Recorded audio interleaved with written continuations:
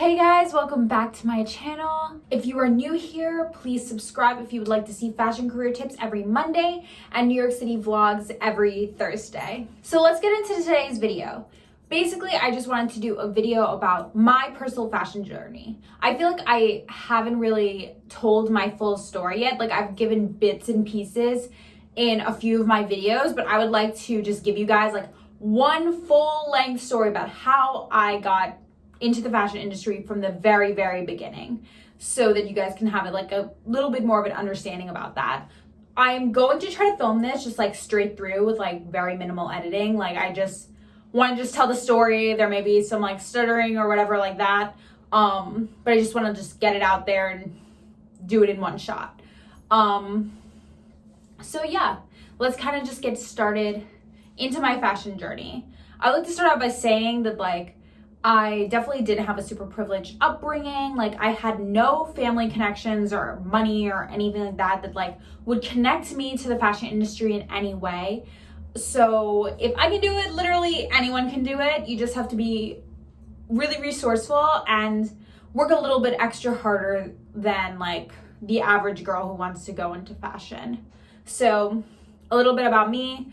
I was born in Queens and grew up on Long Island in a town named Bayshore, but I went to Brentwood High School.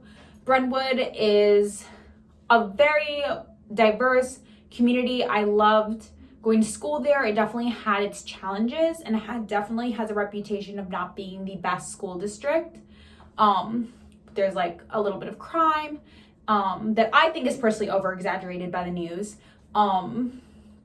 But nonetheless, I was a very, very focused student and I really, really studied hard in high school. Like I originally thought I was going to go to college to be a doctor. So I took a ton of AP classes and science classes and stuff like that would help me go to a top tier university so I could eventually one day achieve this dream of being a doctor.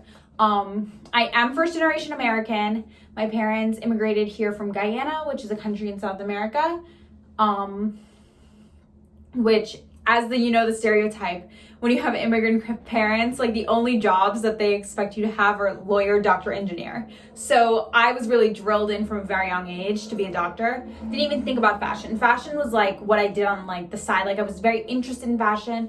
If you'd asked me in high school what my dream job was, it would have definitely have said like celebrity news reporter for E. Like I would have wanted to be the girl on the red carpet who's asking like, what are you wearing, So I like never really thought that fashion was like a real career that I could do. So I really, really went hardcore into studying to be a doctor. When it came to the college selection process, I knew that I wanted to go to school outside of New York City. I did apply to some New York City schools like NYU and Columbia, but I just knew that I wanted that classic all-American college experience. Again, I'm first generation American, so my parents like didn't really have that kind of college experience with like the frats and the sports and like the campus culture and stuff like that. So I really wanted to do that. So I applied to a ton of schools. I applied to probably 20 schools total. And I ultimately ended up at UNC Chapel Hill, which is in North Carolina. I absolutely loved going there.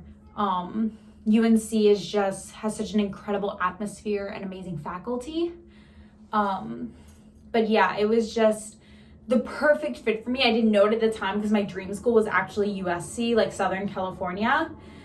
And now that I look back, I would have really, really hated being in Southern California. It just a little too urban for what I wanted. And also like just the like very wealth focused culture there probably wouldn't have been best for me because I would not have been able to keep up with that. So I'm definitely happy that I ended up at UNC. It was just, I rushed to sorority when I first like went to college and everything. I was in Kappa Kappa Gamma.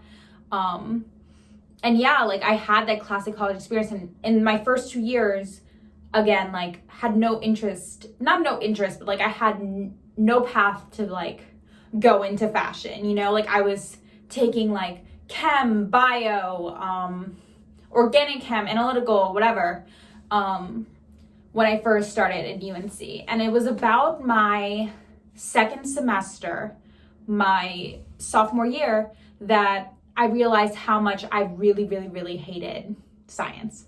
I was not a fan of it. I was not very good at it.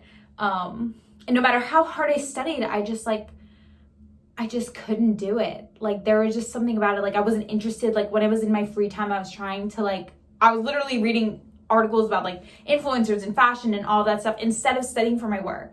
And that's when I kind of realized that I have no interest in this. And if you don't truly, truly love what you're doing, you're just not going to be good at it, no matter how hard you try. Your whole heart isn't in it, especially something going into the medical field. I feel like you can't half-ass going into the medical field. You must really, really be passionate because you have someone's life in your hands. You really can't half-ass that. So I went to a internship fair at the School of Journalism, which I had a lot of friends in, and was just I'm just gonna go to this to kind of see what it's about. And it basically had a panel of students who had PR, advertising, journalism, all those kind of internships over the summer, and they were talking about their experience. And I walked up to this girl who was doing fashion PR at a fashion PR agency named PR Consulting, and she was on the Versace account, I believe. And she was telling me all about fashion PR and her sending samples for press and all this stuff, and all the magazines. She could see what she had sent in and everything like that. And I basically fell in love. I had no idea that this career existed before, and that you could do something else in fashion that wasn't being a writer. I knew I didn't want to be an editor or something like that, because I'm terrible at writing. I have terrible grammar. If you know me, you know that I sometimes say things really out of order. It's a lot of just my parents do have accents and stuff like that, and I grew up saying things kind of wrong. And I also don't read that much, so it definitely is a mix of environmental factors that have helped to make my grammar pretty bad, honestly. But I definitely didn't want to be a writer. And then I heard about fashion PR, and I was just so intrigued and so ready to dive in. Literally, I just fell in love in that moment. So I took down her email, and I basically tried to stay in contact with her. I tried to stay in contact with her. Sorry, just lost my train of thought. So I emailed her later that week and asked for her to give me some advice and look over my resume and stuff. But unfortunately, that connection kind of fell through at the moment.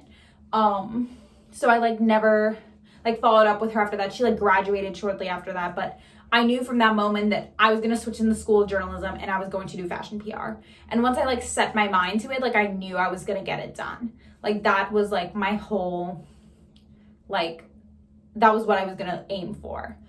So as I was saying before, again, I was supposed to be a doctor or lawyer or engineer. So I also I double majored in political science, because I was telling my parents at the time, I'm going to also maybe think about going to law school, which it definitely is a backup plan. I am very interested in our government and everything that's going on.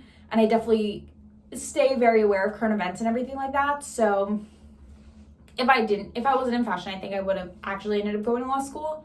Before, I thought it would be more on a corporate law kind of way, but I think I could see myself doing more like social justice type work. So yeah, regardless, I went to the School of Journalism. I switched into that, switched my major to public relations, and I started just grinding through the classes. I tried to get my prereqs done super, super quickly so that I could start doing the specialized courses and taking our fashion class and our PR research class, things that would actually help me get experience. So around my first semester in the journalism school, I was just taking prereqs. I didn't have any fashion experience or anything. I was just trying to get those journalism school prereqs out of the way. And then starting my junior year, I really hit the ground running with trying to find internships and experiences locally. So I applied to be a part of our school fashion magazine, Culture, which I was on the marketing team for them. And I also modeled for them a little bit. And that was a great way for me to be in the fashion world without leaving my campus. Being a part of creating something in marketing for something like that, it's really awesome. So I definitely highly recommend joining your school magazine. And if you don't have one, create your own. We have all of the resources at our fingertips with the internet, If your school doesn't have one, just make one, or make a blog or make a podcast or make something so that you can show like later on that you're interested in fashion. And then I also interned for this startup app named Curtsy, which was a fashion app where you could rent and sell your own clothes on college campuses. And I was an Instagram manager for them, and I helped come up with like their whole like aesthetic for UNC, and like picked all the pictures and found ambassadors and like did a bunch of like influencer relation work. And I like also reached out to local businesses and had them collaborate with us and had little pop-ups and all that kind of stuff. So it was a really great experience that I was able to like really make my own and do a lot of the groundwork myself.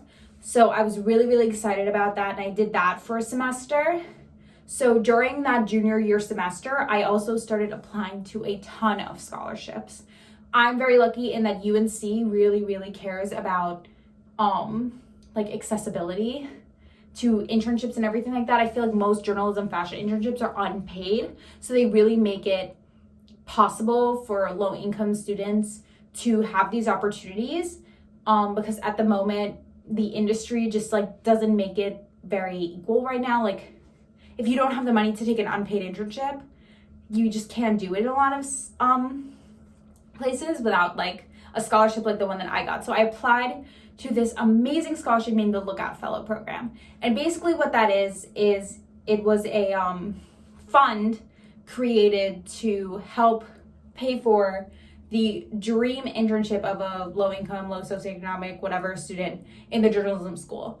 And I applied to that, I think it was like September of my junior year. And I went through a whole interview process. Like, there was an essay and there was a lot of stuff. I wish I could like pull up my essay because I know I like remember it, and it was like very, very heartfelt. And it was honestly amazing. And I had a full interview with like literally a whole entire like board of people in the journalism school. Like, it was like 5 faculty and like 2 teachers, and like it was like a group interview, and they all like came at me with questions. And I knew that I really wanted it. I was like super, super prepared, and I felt like I killed it. They felt like I killed it because like a month later, I received a call like right around Thanksgiving that I had received the scholarship and that all the expenses surrounding my summer internship would be paid for, which was a huge relief because honestly, like, I would either have to commute or I wouldn't be able to do the internship because I would have to work during the summer to make money. So it was just a huge weight off that like I don't have to worry about cost, and it was time for me to start looking for an internship. So again, there was another internship fair in that fall semester of my junior year, and I met another girl who did fashion PR, but this time she did it for Oscar de la Renta. So I had gotten her email at the internship fair in like early September, and I stayed in touch with her. And during that semester, I tried to like make my coursework work for me. So like I did a PR research class, and I like did my research project on Oscar de la Renta because I knew that I wanted that internship, that was my dream. So when it came time to start applying to internships, I reached out to her in like February, like right after Fashion Week, and had coffee with her and was just like telling her like, this is my dream internship, like this is what I'm interested in. Like, I asked her about her experience, and like she told me a ton. She gave me a ton of advice about New York, where to live, and like what the internship is like, what I should be prepared for. And then at the end, she gave me her boss's email, and I was able to email her boss and send her my resume, my LinkedIn link, my cover letter, and I also attached my research project that I did on Oscar de la Renta.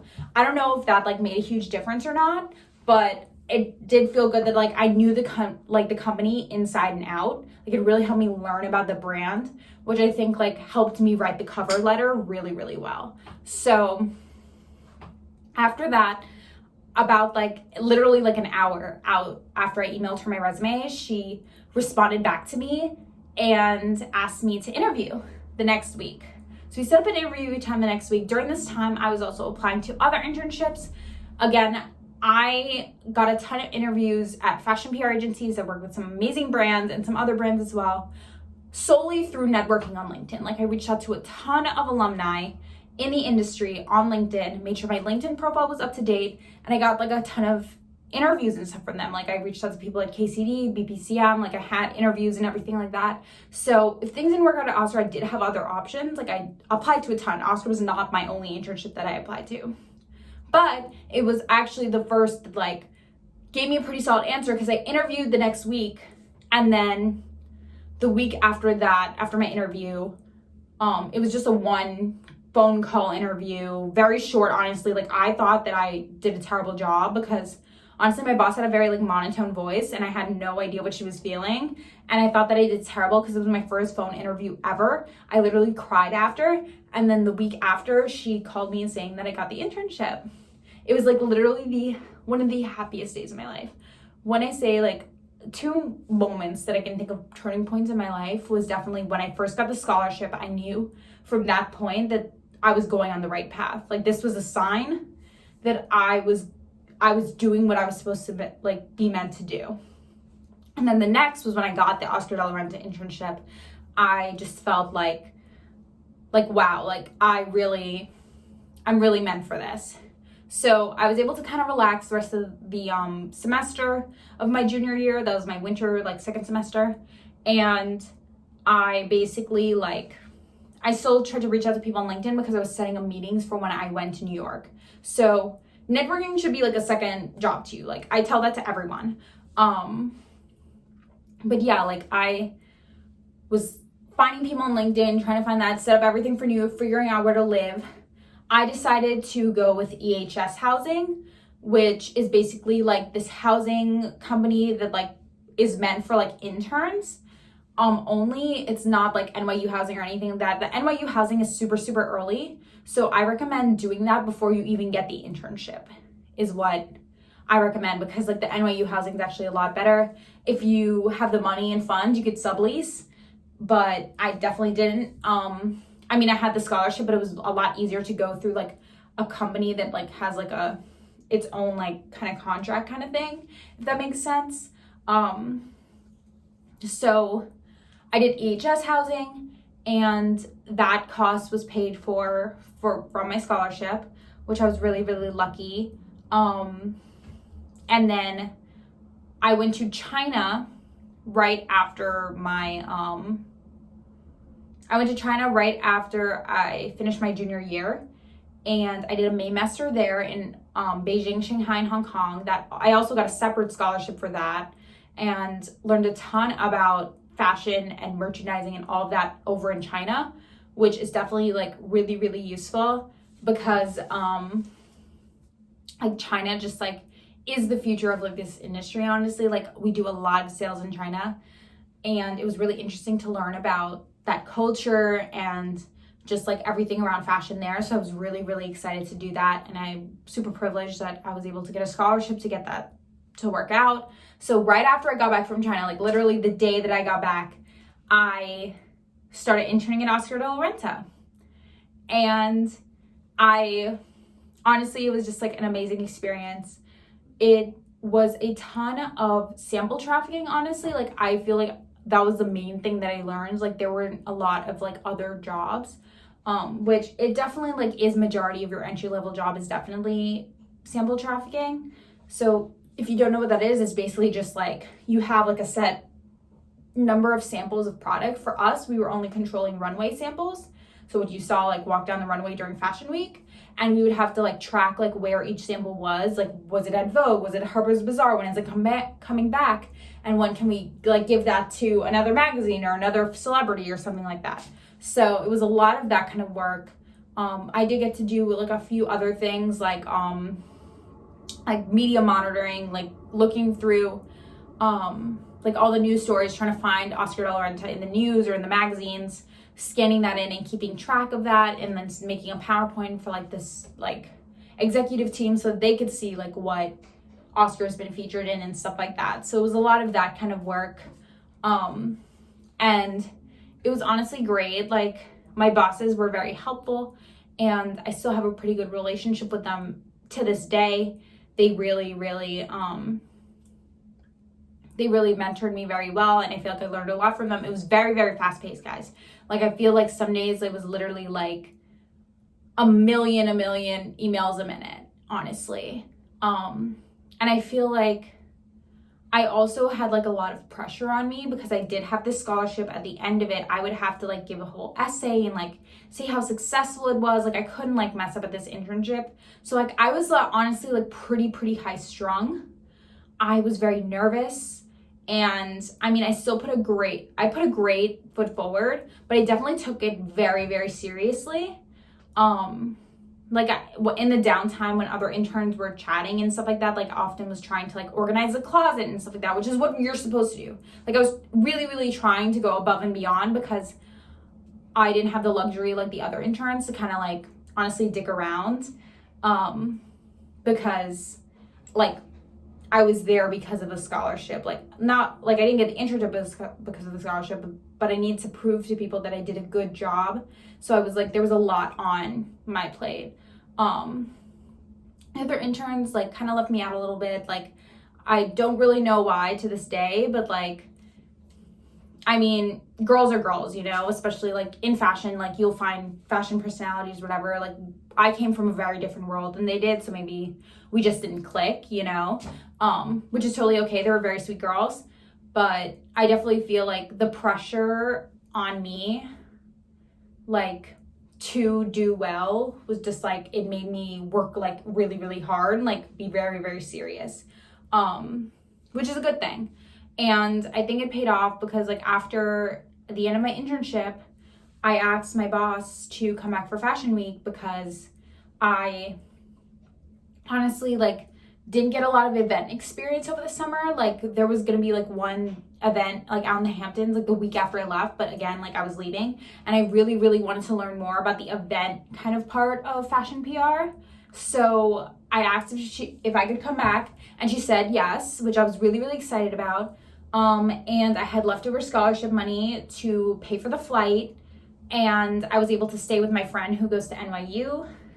So a few weeks later, like my internship ended like mid-August, and then like later, like a month later for Fashion Week, I was able to fly back up and I was able to work my first Fashion Week ever. It was so wild to have Australian Renta be my first Fashion Week. I speak a little bit more about my fashion experience at Fashion Week in the New York Fashion Week, like how to intern New York Fashion Week video, which I will link below if you want to hear all of those stories about like who I met and like what my experience at the Australian Renta show was. It is all in that video, so check it out. I definitely don't want to be repetitive and like all that kind of stuff, but I spill all the tea on like what celebrities were there, what it was like, how busy it was, what exactly I was doing, and like all of that fun stuff. I show like my run of show and everything like that, so you could see like a little piece of Fashion Week and everything like that. So definitely check out that video.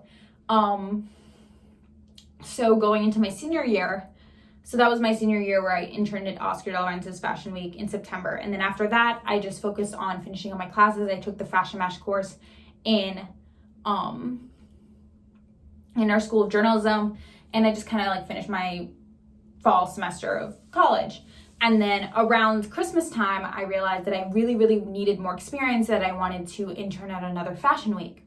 So around the holidays, I started, like right after Christmas break in January, I started reaching out to people who I met on LinkedIn and everything like that, and also who I met in person. As I said before, I met with a ton of people in New York when I interned. Like I made a point of trying to schedule coffee with someone at least once or twice a week so that I was networking in the industry and I like had those connections. Like, and I found them all through LinkedIn. Like these were not like personal, whatever. Like these were all through LinkedIn. So again, if you want to learn how to network on LinkedIn, I have a whole video on how to do that below. So please check that out. I'm linking it in the description. It is incredibly useful and will take you to wherever you need to be in your career. And that's even if you don't want to be in fashion. So next, as I was saying, I was looking into going to Fashion Week and I reached out to people who I met over LinkedIn and for coffee and stuff in New York. And one of the people that I reached out to was Ginger Melton, who I definitely consider a mentor. And she was at, I think it was like PR consulting at the time, like when I had reached out to her. but had switched like literally the week that I reached out. So she went from PR Consulting, which is a PR agency that does like a ton of the shows, to Tibby. And she was gonna ask her friend if like they needed help at PR Consulting, but then she was like, you know what, we actually need help at Tibby, you should come here. So I applied to another scholarship from the journalism school called the Curtis Award that pays for like extracurricular stuff. So they actually helped pay for my flight and some of my food when I went to Fashion Week the second time. And I stayed with my friend Diana again at her dorm at NYU. And I was able to do a full week with Tibby. I speak more about the experience again in my Fashion Week video, which again is in the description if you want to learn all about what I did there. So again, like I was like really, really proactive. Like I kept looking for new experiences that would help me get into the fashion world, even though I was in North Carolina. Like I went out of my way to find this. Like they're not just gonna like pop up on a website, you know? So after Tibby Fashion Week and everything, I also wanted some experience like in North Carolina, like learning about brands and stuff. So I became a brand ambassador for a local boutique that worked with a lot of brands that I really loved and that I would love to work for in New York. So like the name of the boutique was Uniquities, and they sold like Ulla Johnson, Zimmerman, Amanda Uprichard, like brands like that. And I was able to like learn a lot about those like very contemporary brands. And hopefully like it gave me a lot of knowledge about the industry and the trends and everything like that. So I'm really grateful for that. And I was able to like speak about that on my resume, and the people there also had a lot of connections to the industry. So it was like really great to like have that connection, even though it was like a local boutique. Like again, like there are opportunities locally. I know a lot of people who shadowed their buyers and everything like that, and those buyers go straight to New York for market. So there are definitely opportunities out there. I was very resourceful and found them as well. So again, this is my senior year, and I knew like the way fashion works is that like they want you to start right away. So if I were to apply to a job, they'd want me to start the next week. So I couldn't apply to jobs until like May. And I have student loans, I have no money, no parental help. So I knew that I could not do that. Like I needed to find some kind of employment. I couldn't just wait until May. So I decided to do a paid internship. And I looked for paid internships on fashionista.com, Business of Fashion, everything like that. And I found this one at a PR agency, and I was really, really aggressive. So I looked at old press releases in their website and stuff, and I was able to find the HR person's email, and I emailed her directly. That's like one of my biggest advice: either find a referral or try to email someone directly, because often like I feel like when you apply to this like website or whatever, like we just send it in and it goes into the abyss and who knows, you know? So I applied to that internship and I went through an interview process. It was only like one phone interview, and then actually no, it was two interviews. It was like one with HR and then one with someone on the team. And then after that, I got the position. So I had a plan for when I graduated, and I just enjoyed the rest of my senior year. And I moved to New York the day after I graduated. At 6 a.m. the morning after graduation, I was on a flight to New York. So very, very fun. I started my internship a week later, and I really just hit the ground running. I did really, really well in my internship. I was able to learn more like a lot of like other PR stuff, like building media lists and pitching and like how to write a pitch, like all about like interacting with editors and stuff like that. And then after like the summer of doing the internship, they asked me to like stay on full time as an account coordinator. I was so excited. Honestly, like that was kind of like what I was hoping for, that I would get an internship that would then hire me on full time. So after 3 months of being an intern, I became an account coordinator. I worked with the brands Fossil, Clarks, and Kipling mostly, but I also dabbled in some of the other ones, especially when I was an intern. I was on like really a ton of other accounts like Swarovski and Mark and Graham and things like that. So I interned from May to August, and that was my only thing because like my student loans weren't going to come in until November, and I was still like living off some of my graduation money and stuff like that. And I was living with my boyfriend, who luckily did not charge me rent the first 3 months that I was there because I was an intern making minimum wage.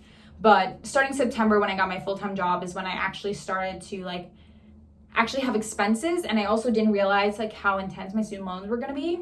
So when I started working, I had to have a second job. So on the weekends, I would work at the luxury gym Equinox as a sales associate in their like shops, because they like sold like luxury like athletic wear like Lululemon and stuff like that. So I worked 7 days a week, and it was just a very hard time in my life. Like I worked 9 to 6, 7 days a week. I also tried to go out still so that I could like meet friends and meet people. And it honestly was just like very tough on my mental health, my physical health. I was not feeling well. I was just so exhausted and so tired. And also like my like experience at the PR agency was like okay, but like I definitely like wasn't in love with it. Like I didn't love being like spread thin between multiple clients. The pay was also super, super low. Like that's why I had to get the second job, and I was like really, really discouraged. And I was just so exhausted, and like the company culture wasn't the best fit for me, and the team wasn't the best fit for me, like personality wise and everything like that. And the bottom line was the pay was just too low for me to do it. I also like, they didn't really do like fashion week and stuff like that. Like they did, but they didn't let their like account coordinators go and all that kind of stuff. So I like, it just didn't feel like the right learning experience either. I think that like I wanted a environment that like really, really cultivated their young people, and it just like wasn't really the way that I expected. So I started looking for other jobs. Main thing was obviously pay. So I applied to a ton of other brands, and honestly, like they were offering the same thing. They were offering like $35K, which you cannot live on in New York City. I couldn't pay enough. I couldn't handle my rent or my loans or anything with that. So like I was really, really discouraged. And then by like literally like the grace of God, like I saw a position open at Coach, and it was for a production assistant. And if you remember, at the beginning of this story, I spoke about a girl who was like the first girl who worked at PR consulting, who was on the Versace account, who first told me what fashion PR was. Well, I had reconnected with her early in the summer when I was an intern at the PR agency, and she was at Coach, and she was the production assistant at Coach, and we had had coffee like at the beginning of summer. So I reached out to her again, and I was like, hey, like I saw this position, like I would like love if you could refer me or something. I'm really looking for a new job. And she happily referred me. The next week, after I applied, I went into the office and met for a 3-hour interview. Like I met first with like my first boss, then my second boss, then my third boss. And after an hour each interview with them, I left and I was like, wow, like I just like felt like when I walked in, I was like, this is it. This is where I want to be. I knew like this was what I wanted to happen. And I remember just feeling so jittery and like happy after. And I was like, I really could see myself here. This is it. I really, really hope it happens. And then a week later, I got the news that I had gotten the production assistant job at Coach. So I'd never had any like production assistant experience. Like it's very transferable with anything in like marketing, PR, or whatever. You just have to be really good at handling a fast-paced environment and anticipating what your bosses need and being good at sample trafficking and stuff like that. So I was really, really excited. Again, I would just like to point out that like this is a connection that I made literally 3 years prior, my sophomore year, and had fizzled off in the middle a little bit, but then reignited like years later, and it honestly like helped me get the position that I have now. So like never give up when it comes to reaching out to people. Like people are busy, things fall through, but like always don't be afraid to follow up. So that's how I ended up at Coach. And now I'm a production assistant, and I help plan and execute photo shoots. If you look at my vlogs, you kind of see a little bit of my day-to-day. Like I help with like sample trafficking, like scouting locations, booking studios, being on set, helping on set with like random miscellaneous things, whether it's literally providing hand sanitizer, PPE and all that, or like holding one of the things or whatever. I'm really helping wherever I'm needed, and mostly sample trafficking though. And yeah, that's like kind of what I do. If you look at my vlogs, you'll see more day to day. As for where I want to go in the future, I definitely feel like I would love to see myself as more into production world as a producer, but more on like video. Like I would really love to like do like be an on-air kind of host and also producer for like companies like Refinery 29 or Vogue or whatever. But I would also love to start my own business and company. I think that I would really like to be my own boss someday and have something that's my own. So hopefully one day I can do that. And that's kind of my fashion journey now. Let me know if you guys have like any questions at all. I definitely talk very fast and like I really zoom through this.